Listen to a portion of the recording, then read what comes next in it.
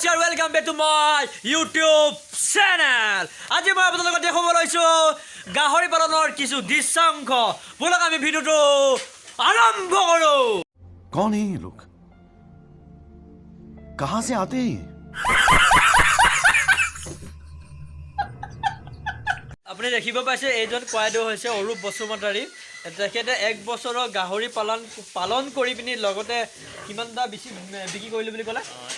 1 বছৰ একচুৱেলি 1 বছৰত আমাৰ ব্ৰিডিং ফাৰ্মটো ছাকচেছফুল হয়। 1 বছৰত আমি পোৱালি পাওঁ।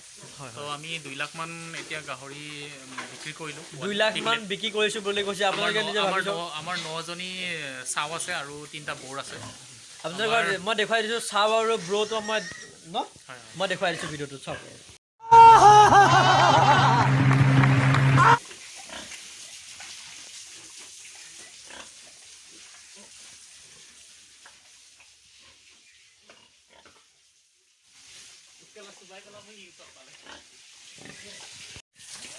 এইটো কি গাহৰি আছিলে কোৱাইদেউ? এইটো আপোনাৰ ইয়ৰ্কশ্বায়াৰ আৰু হেম্পশ্বায়াৰ ক্ৰছ হয়, F1 গাহৰি। হয় হয়। আগতে মই ইয়াৰ ওপৰত এটা ভিত্তিত এটা ভিডিঅ' মোৰ আছে, ডিছক্ৰিপশ্যনৰ লিংকটো থাকিব। আৰু লগতে আপোনালোকে চাওক এতিয়া সৌন্দৰ্য মানে বিভুৰ বহুতো ইয়াক এতিয়া এইকেইটা কি আছিলে কৈ দিছোঁ অকণ। এইকেইটাও লেণ্ড ৰেচৰ ক্ৰছ হয় আৰু ডিউৰকৰ ক্ৰছ আছে। হয় হয় হয়। এইকেইটা কি গাহৰি হয়? এইকেইটা ইয়ৰ্কশ্বায়াৰ আৰু হেম্পশ্বায়াৰ ক্ৰছ হয়। হেম্পশ্বায়াৰ ক্ৰছ আৰু পোৱালি কিমান আছিলে বাৰু আপুনি অলপ জনাই দিয়ক। একেবাৰে শেষত এইফালে শেষত যিটো আছে এইটো হয় পিয়'ৰ ইয়ৰ্কশ্বায়াৰ, ফিমেল হয়। ফিমেল মই ব্ৰিডিং ফাৰ্ম খুলিছোঁ। হয় হয়। আৰু ইয়াত দেখিব পাইছোঁ বহুতো ধৰণৰ বিভিন্ন প্ৰজাতিৰ এটা গাহৰি ইয়াতে পোৱা যায়। ইয়াত পোৱালি আছিলে। পোৱালি ইয়াত কিমানটা আছিলে এতিয়া অনুমানিক? মোৰ 50 পোৱালি আছিলে এবাৰ। হয়। এতিয়া 7টামান পোৱালি আছে। 7টামান পোৱালি আছে। নিজে পুহিম এইকেইটা।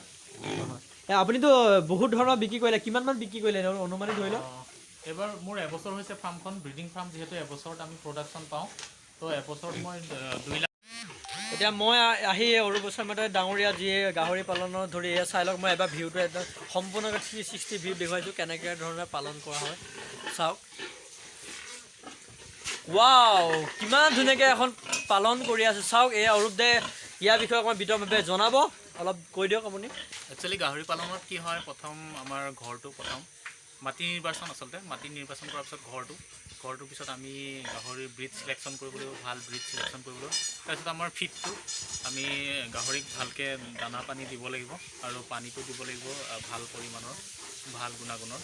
তাৰপিছত আৰু যিটো দানাৰ পৰিমাণ, সেই পৰিমাণ কেজি ছিষ্টেমত যিবিলাক ৰেচিঅ' থাকে সেইবিলাক দি গ'লে আমাৰ ভাবোঁ। আৰু যিখিনি বেমাৰ আজাৰটো হ'ব। একচুৱেলি মই কি কৰোঁ, একচুৱেলি যিবিলাকে মোক ফোন কৰে দুই এটাই, মই ইমান জনা নাছিলোঁ, কিন্তু তথাপিও মই মনোজ বসুমতাৰী ছাৰৰ তাত মই ট্ৰেইনিং ল'লোঁ। নৰ্থ ইষ্টৰ পিক মেন বুলি কোৱা হয়। আৰু তাৰ উপৰিও লখিমপুৰ ৰতন গগৈ নামৰ এজন বিখ্যাত গাহৰি পালক আছে।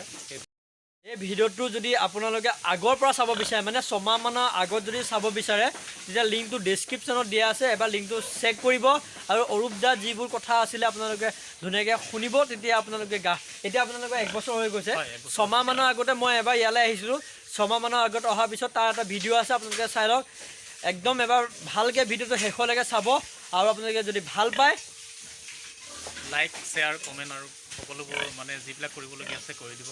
शाबाश बेटा बहुत बढ़िया। ব্ৰিডিং ফাৰ্ম এখনত আমি পোৱালি প্ৰডাকশ্যন কৰিব পৰা হয় ব্ৰিডিং ফাৰ্মখনত। আৰু তাতে আমাৰ মাকজনীক ক্ৰছ কৰাই পেলাই পোৱালি আমি আৰ্ণ কৰি পেলাই সেইখিনি বিক্ৰী কৰি আমি অৰ্জন কৰিব পাৰোঁ ব্ৰিডিং ফাৰ্মত। আৰু ব্ৰিডিং ফাৰ্মত বিশেষকৈ পোৱালিখিনি ভালকৈ যতন ল'ব লাগে। তাৰ উপৰিও সিহঁতক জন্মৰ পাছত 3 দিনমান আমি টোপনি খতি সিহঁতক চোৱা চিতা কৰিবলগীয়া হয়। আপোনালোকে টোপনি খতি কৰি থাকে ন? হয় হয়।